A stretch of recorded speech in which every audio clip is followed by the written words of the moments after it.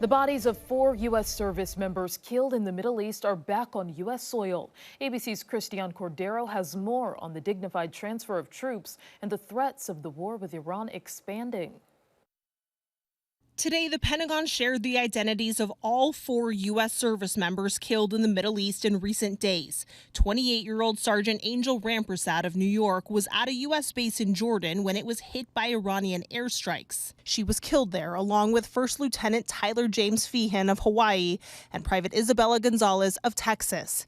Sergeant Michael Emmanuel Swinton of North Carolina was killed in Iraq during the controlled detonation of an Iranian drone. Today, the bodies of all 4 soldiers are expected to return home. We're going to honor them, and one of the hardest things to do. For me, it's one of the hardest things to do as a president, but has to be done. It follows several social media posts from the president comparing the number of U.S. service members killed in his Iran war to other wars throughout history, appearing to downplay the current death toll of at least 18 service members killed in 4 months. The president, who has never served in the military, has repeatedly cited past U.S. wars to defend his operations. But it's also important to point out this has been an air war.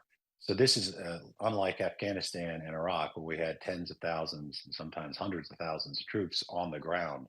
This is an entirely different conflict from those conflicts. So the comparisons are essentially not the same. The war with Iran has now passed its 11th consecutive night of back-and-forth airstrikes. The Strait of Hormuz is essentially impassable as the U.S. and Iran jockey for control. In another social media post, Trump threatened to bomb one bridge or power plant anytime Iran shoots at a ship in the strait. And U.S. officials tell ABC News the State Department is ramping up security measures across the Middle East as it braces for potential blowback from Iran should the military strikes expand.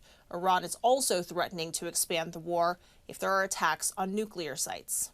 Christian Cordero, ABC News, Washington.